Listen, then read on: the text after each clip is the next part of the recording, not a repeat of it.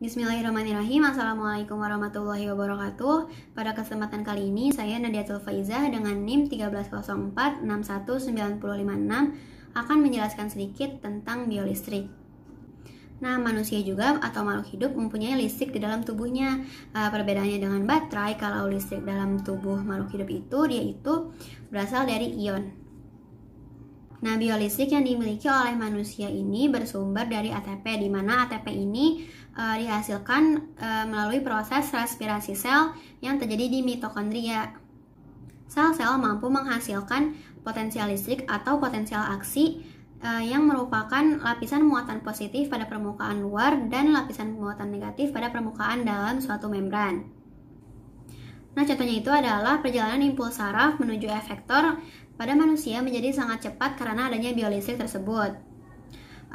Sel saraf ini juga disebut dengan neuron. Nah, sel saraf ini dibagi juga menjadi beberapa bagian. Yang pertama ada dendrit, kemudian ada badan sel, ada akson, ada nukleus, ada nodus ranvier, ada selubung mielin, dan ada terminal akson.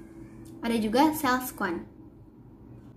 Nah, dengan mengalirnya impuls berarti terjadi juga proses potensial aksi.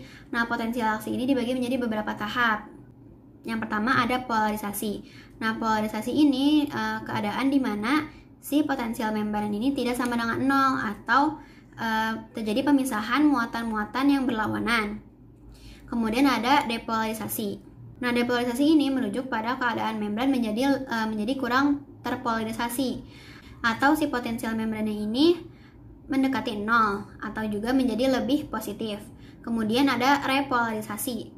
Nah, repolarisasi ini keadaan di mana si potensial membran ini kembali ke potensial membran istirahat. Jadi setelah menerima rangsangan dan mengalami depolarisasi, ketika rangsangan tersebut berhenti, si potensial membran ini akan kembali menjadi potensial membran istirahat. Selanjutnya yang terakhir ada hiperpolarisasi.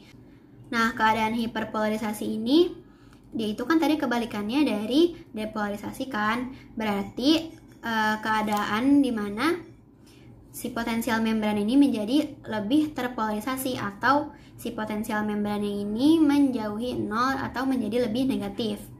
Nah, kemudian contoh daripada potensial aksi ini yaitu adalah mekanisme menghindu atau mencium bau.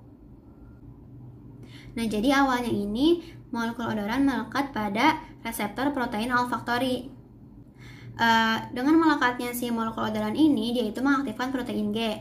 Nah, karena protein G aktif, enzim adenilat siklase juga ikut aktif. Nah, fungsi si enzim adenilat ini ialah mengubah ATP menjadi CAMP atau siklik adenosin monofosfat. Nah, tadi kan enzim itu kan mengubah ATP menjadi CAMP kan, berarti kandungan CAMP di dalam sel itu menjadi tinggi. Nah, tingginya si kandungan CAMP ini dia itu membuka kanal natrium sehingga natrium dapat berdifusi masuk ke dalam sel. Hal ini menjadikan sel menjadi lebih positif atau mengalami depolarisasi. Nah, depolarisasi ini memicu terjadinya potensial aksi. Nah, bisa dilihat di gambar yang berwarna warna-warni ini yang paling bawah, yaitu kan merupakan sel reseptor olfaktori ya kan. Nah, jadi masing-masing bau itu melekat pada sel-sel reseptor yang spesifik gitu. Begitu juga dengan glomerulus. Jadi nanti si sel reseptor ini bakal bersinaps dengan glomerulusnya masing-masing. Nah, masing-masing glomerulus ini akan bersinaps dengan sel mitral.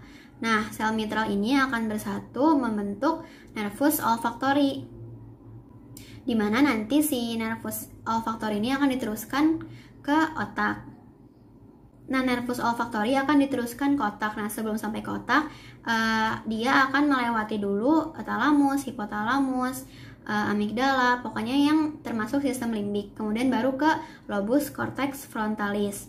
Nah, bedanya apa? Nah, kalau misalkan pada sistem limbik dia itu mengingat atau merasakan sensasi gitu, sensasi senang, sedih, jijik gitu kan, atau ya pokoknya sensasi gitu.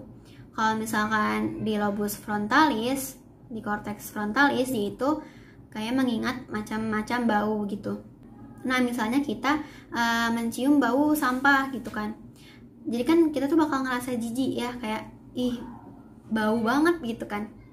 Nah terus udah gitu pas sampai di lobus frontalis, otak akan menginterpretasikan kayak ini bau apa gitu kan, kita pernah nyium atau enggak gitu. Nah selesai sampai di situ, kembali ke molekul odoran yang melekat pada reseptor protein olfaktori tadi. Dia kan nggak bakal mungkin terus-terusan di situ kan, karena gantian juga sama molekul odoran yang lain. Nah, si molekul odoran yang melekat pada reseptor protein olfaktori ini akan dihilangkan oleh enzim-enzim yang dihasilkan di mukus. Sekian penjelasan singkat dari saya, kurang lebihnya mohon maaf. Wassalamualaikum warahmatullahi wabarakatuh.